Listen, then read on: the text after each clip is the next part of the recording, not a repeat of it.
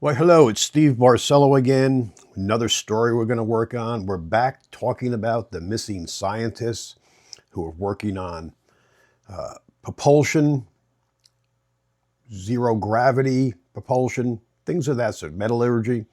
But I'm going to tie in now. I've done a video. I'll post it below, one before. This is going to be multiple videos because it's so convoluted and there's so much to it. And we keep on finding more people that fit the profile of missing scientists, technicians, things of that sort. And this history goes back. So this video is going to primarily deal with Rocket City, which is the NASA Marshall's Flight Center in Huntsville, Alabama. Rocket City sounds a lot nicer. It's you can actually go there for tours. I'll probably put something like that on the bottom here if anyone's interested in going down at some point. But we're talking about the strange, unexplained disappearance of multiple people, not just here, but this is what we're concentrating on here. AmyEskridge, Joshua LeBlanc, and James Moffett, and his family. That was the plane crash. But I'll go into each one. But we want to talk about a little bit of the history too. And it's kind of a unique history how this all started. You got to remember now, the rocket program started with Operation Paperclip. It was started previous to that, but it was a race, and Germany was well ahead of rocket technology and other things. So they brought a lot of these German scientists, technicians. Matter of fact, it's roughly 1,600 German scientists, engineers, and technicians were brought over here under the Operation Paperclip. And that was primarily from 1945 to 1959. And it was run by the Joint Intelligence Objectives Agency, or their abbreviation that they use, of course, with the government, GIOA. These people that were brought over, it was after World War II. The goal was to gain technology edge in the emerging Cold War, especially in rocketry, missiles, aviation, and of course other fields, while denying these skills to the Soviet Union, which had their own similar program going. So once we got in there, we were basically winning the war. It was a race to grab what you could. Technology, get stuff out of the country, back to your home country. And so besides just destroying Germany's crazy plan to cleanse the earth of undesirables, in this case, mostly Jewish, but there was other people who were killed there too. I mean, it was, Polish, Russians. I mean, so it was crazy. And just to take over, and which is kind of the same old story, which happens over and over again. But this was just a big one and very blatant, the way they were disposing of people in such huge numbers and in such a crazy efficient way, or somewhat efficient, I guess. But anyway, back to this story. Now, many of these people were in the Nazi Party, had affiliations, and quite a few of the high-ranking ones were members of the SS. So these are people you have pictures of with Hitler. I mean, so these are some of the worst of the worst. And these people would have gone on trial for crimes. And they basically, the U.S., since they wanted their technology, their expertise, literally looked the other way and brought them in here, basically expunging their backgrounds to get them in here. And that's at the time, I believe it was President Truman was in charge of all this. And basically things were whitewashed. It was more important to get the technology than to worry about what dirty deeds these folks have done. So this is how this started. So this is kind of the background of NASA. I mean, it's crazy. So you got to remember that when you come in here. Von Braun was actually, I think, the first one in charge of NASA, if I'm not mistaken. I'll have to double check that. Now the project here, the one I'm looking up, Rocket City, the NASA Marshall Space Center, or once again, the abbreviation MSFC, was founded July 1st, 1960, which I was surprised when I saw that. I would have figured it would be much older, but obviously the other stuff that was bringing the scientists over were all going on. I believe that was done primarily out in the deserts, if I remember my background there. Now, I did work for U.S. Department of Energy for roughly 18 years, Brookhaven National Lab. So I'm kind of familiar how the clearance goes. And I even worked the Star Wars program, and I didn't have high clearance. I didn't have LQ clearance, and your badge would have a different color for that so people could quickly see if you had clearance to be in areas. But we were still cleared to work in the target areas, to go in there and check on nitrogen lines, deionized water, making sure the magnets are still working. And we'd have to, health physics would go through. They're supposed to be in there first thing in the morning. A lot of times they weren't. We were in there before them. So things weren't tagged properly as far as, how many millirem at 1 foot and this, that, and the other thing. And it's just basically for our safety and our health. But we would still be able to go in there, and occasionally we'd run into people from NASA or the Navy that would be down there setting up for an experiment they're going to do, and they'd be deeply concerned to see us wander in or be working down there and we didn't have the proper badge on. And then the people in charge, oh, no, they've been here, they've cleared. So you could be on a special access. That would only be for that project. Doesn't mean I could go into the flux core reactor or some other place and just wander in, because my badge wouldn't activate doors and I couldn't get it. I was cleared for this, so you can be cleared. So there's all kinds of, it's just not like everything's written in stone that you have to have this clearance to do this. If you're on a special list, you're on a special list. I mean, that's just the way it works. Anyway, so going back to this, now these folks that have gone missing were working on special projects. Now, I don't know anything about their clearance. A lot of them seem to have side hustles too, which is pretty much a no-no with the government, at least when I was there. I mean, like everyone had like a side construction job or something. But if you were working on an accelerated particle accelerator or something like that, you couldn't have a side business out of your garage making particle accelerators. I mean, that wasn't going to fly. You had to sign your life away. Even if you invented anything that had anything to do with your job, basically they owned it. And the government doesn't own anything for long. They sub it out to subcontractors. So basically, it's basically to have a layer of protection. Even these national laboratories are not run directly by the government. Even though the U.S. Department of Energy is the money person, the deep pockets, it's always run by someone else. Like in our case at Brookhaven National Lab, it was Associated University for many years. And I liked working under them. I thought they did a good job.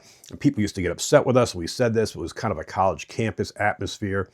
Well, they had issues with radiation leaking from the old graphite reactor, which goes back to the Manhattan Project when Albert Einstein was out there and all this other crazy stuff. And it was just back then radiation was your friend. This is a reactor that had crank open windows. I mean, it was no negative pressure or anything like that. I mean, they were just learning radiation. And it was poorly done, poorly handled. They didn't know what they were doing. Even the same way they dumped things out there back in the day. You dug a hole and just dumped everything in the hole. You didn't worry about the aquifer and everything else. Well, later, basically things changed. And all of a sudden now there are cancer clusters, and people right away start looking at the big nuclear lab there and all this research. And so anyway, the Associated University was out, and then Bechtel came in. It was run totally different by Bechtel. It was much more business-like, more hardcore. And I mean, maybe it was better for the research. I don't know. I can't say on that end. But I know as far as us, physical plant, people like us working things, it just definitely wasn't the same atmosphere. It was, they were harder on everybody from the top on down. So it affected everybody as far as just not a fun time. It wasn't the same kind of atmosphere. And more of a screw up, move up sort of process as far as management went too. But so I've dealt with this world, so I'm a little bit familiar with it. So at this point, we're going to go into more of how some of these people disappeared and what's going on. But I had to go into the background of how this started and how we will do partnerships with the devil just to get ahead. And it's just, unfortunately, the way things work in the world, and it's the way it's been. All right, let's move on to part 2.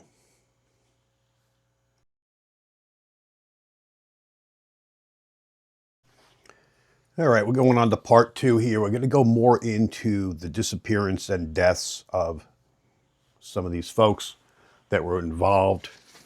Apologize, I'm grabbing paper off the printer here. I'm old school.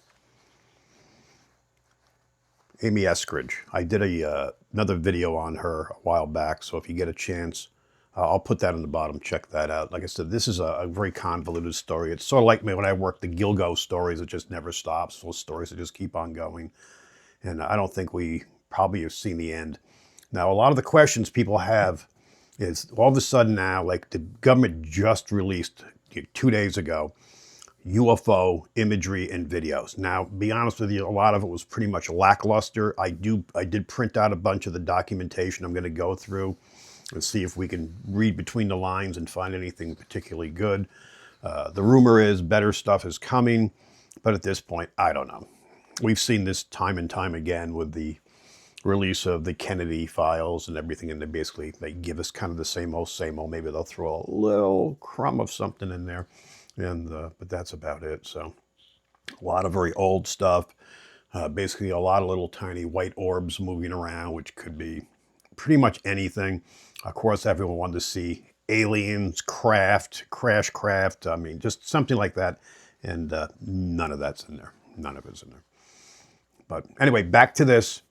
Let's go back to this young 34-year-old researcher, and she was an entrepreneur. She was a co-founder of an Institute of Exotic Science in Huntsville.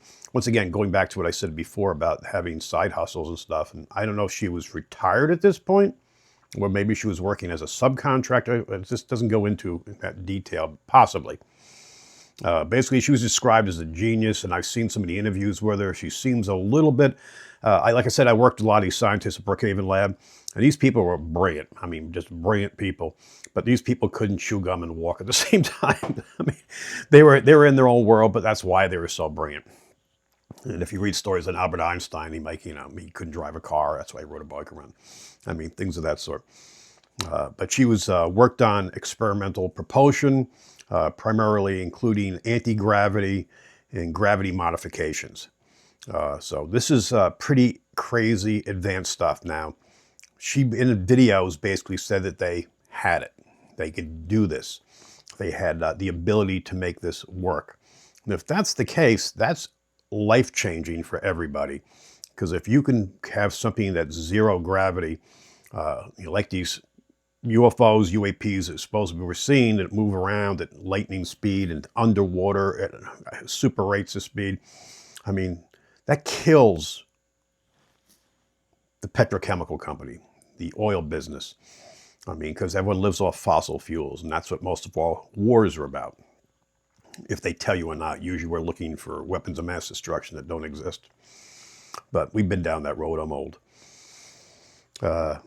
Anyway, so working these projects, if that was the situation, and that seems to be kind of the story with these people over and over again, and they always talk about publishing. I need to publish. I need to put my stuff out there. It's a safety net they want to do. And if you go back to the stories of, whistleblowers that have gone out there, they're always threatened. When they're usually, they play games with them. They'll break into their homes or their vehicles and intentionally move things, leave things so people play with their head to let them know we can touch you. We can get into your house or your car anytime we want. Bob Lazar was a perfect example. I'll do another one on Bob at some point, going back down that. But they played games with him, and he got to the point where he realized the only way he was going to be safe was to go out and basically be a whistleblower. And he was probably one of the first really big whistleblowers, and people blew him off at the time. It basically said, this is bull. What is this? These guys talking about, aliens and spaceships and alternative powers and element 231 or whatever the heck it was. And but anyway, it turns out now years later we come back and he was on the money. And so that's what these folks are doing. They're working in these crazy fields, and they know too much. And this is why the government likes to have people that work in small compartments. Basically, you and I could be working on the same project, but we barely know each other. And I don't know what you're doing. You can't tell me, and I can't tell you. So even if we did talk to each other, it probably could be much more efficient and more productive, but they don't want that. There's someone higher that they trust that will be the middle person to oversee all this. And like the brilliant people here that like Amy, who obviously was incredibly smart and knew what she was doing. Even in some of these videos, she claimed, I will never take myself out. Certain words I can't say on YouTube here. I get, stricken from all these getting monetized. But basically, I won't drive off a cliff, and I won't do harm to myself. Basically, in this case, she was found deceased by a gunshot, supposedly, and the very thing she said she wouldn't do. And this is shortly after she claimed being followed, people messing with her, literally going through her panty drawer, things like that. I mean, her and her boyfriend at the time, I don't know who he was or anything. She mentions him in some of the videos. And I don't know what's going on with him, if he's in hiding or what at this point. But she's one. This woman was obviously had a lot to go on. She was obviously incredibly intelligent. Warning that if she was found deceased or S herself or OD'd, that it was not self-inflicted. And that she claimed the direct energy weapons with alleged burns to herself, and I can put some of those images in. So they were if any of this is true, this is insanely crazy. Of course, break-ins and surveillance, creepy anonymous messages, basically things that playing games with the person's head, which is this seems to see the same old MO. They'll play with your head, mess with you, mess with your financial situation, just make life hard. And look at a lot of the whistleblowers we've had of recently, and they're all telling the same story. Lots of threats and stuff, and the only way they seem to be able to stay out of harm's way is by going public. So we're going to go more into her later. I'm just trying to give you a little rough idea. Now, this is the reason I'm doing these three, is they're all out of the Huntsville area, Rocket City.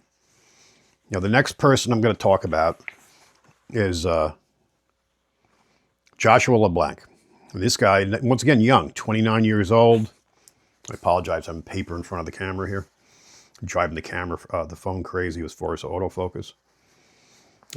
Electrical engineer, aerospace technologies specialist at NASA, Marshall Space Center, Huntsville. And he started in 2019. Focused on nuclear propulsion, revealed the future missions like Mars and advanced spacecraft. All right. His situation, he went missing July 22nd, 2025, so very recent. After failing to show up at work, his Tesla was found crashed and burned near Huntsville after having left the road and hit a guardrail and trees. It caught fire.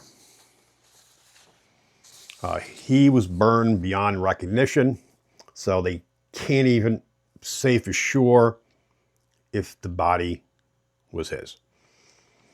He reportedly left, this is a common thing now, you're going to hear again over and over, without his wallet and his phone. So this is stuff, they leave their Apple Watch behind. Now, why would you leave your phone behind? It's trackable.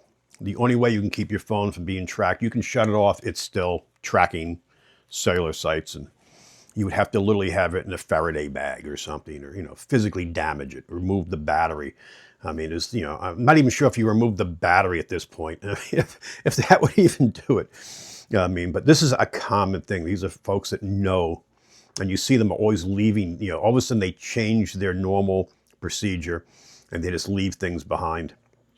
And that's what happened here. Now, so other theories now about these, especially being a Tesla. Teslas are high-tech vehicles. So someone could take control of your car. These are cars you can just say, push in home and sit back and read a newspaper or, read a book. Basically, so what would it take for someone to go in there and just say like, all right, we're going to get you up to a high rate of speed and just make a right turn into a guardrail, and just, set the thing on fire. Not to mention all these things have all kinds of monitoring systems in them. So if they're in a crash or something happens, it should go right back to Tesla, or there's even memory on there in the vehicles. I don't know what type it is. If it's a hard drive, I assume some sort of static memory. I wouldn't think they'd have a spinning drive at this point, like almost like a jump drive built into the vehicle, which would record almost like a black box for a plane crash. So another one, it's basically, is this foul play?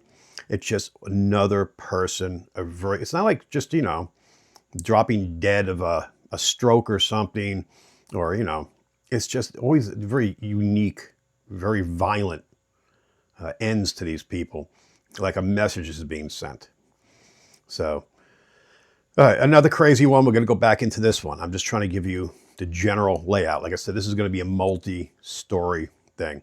And I'm just trying to build the stories up and then go from layer to layer, almost like we're writing a book. But in this case, it's going to be set up more for a larger documentary. So this is just small YouTube videos. And now we've got another sad one too. Now this one I just heard about fairly recently. And this is James Moffett and his family. This is an older gentleman. Now he was about 60, 61 years old, and he passed April 2026. Retired U.S. Army Lieutenant Colonel, aerospace engineer, defense researcher, founded Moffett Systems, Inc. So he another guy with a whole separate thing. I got to look into that. And consulting in Huntsville. So he worked as a consultant, which I think that's probably why Amy was doing it too. I have to find out. That'll be for part 3. Served as a principal researcher at University of Huntsville, Alabama. Once again, abbreviation UAH. Directing digital engineering, transforming lab, strong NASA, DoD ties. Basically, here he was a pilot. Basically, when doing research and supporting the labs and stuff at NASA. Okay, I'm off track here. The situation that happened that ended badly with Moffett was the pilot, his wife Lisa, 61, and sons Andrew, 30, and William, 28. All passed in the, I guess that's a Mooney M20 single-engine plane, which I'm not familiar with. I'm not a pilot. And it crashed near Union County Airport in South Carolina, which is fairly close to me. And this is on April 17th, 18th. I don't know why they had that. Maybe it was over midnight. But 2026, so obviously very fresh. The family was flying from Raleigh-Durham, which is very close to me, area back to Huntsville, stopping to fuel the plane up when it went down in a wooded area. And the crash is under investigation, so there's not much out there. The NTSB, FAA, the fire involved mysterious elements, they say. That's about all that's out there. One incident explained, pilots. All right. So basically, it doesn't go. This is very little. I mean, this is fairly fresh, and any investigations into plane crashes take forever. As I work Flight 800 and stuff like that, I think I'm familiar with that journalistic days, and how that even spun off into all kinds of other crazy stuff. Even we work in a Brookhaven lab. They claimed it was a laser that went astray from Brookhaven lab that took the plane out, and because they saw like a missile thing going up. There's a conspiracy on it. So basically, this is what I'm just getting into here. I'm trying to go into just these 3 scientists that were working and living right in this area. So this is in a fairly short area.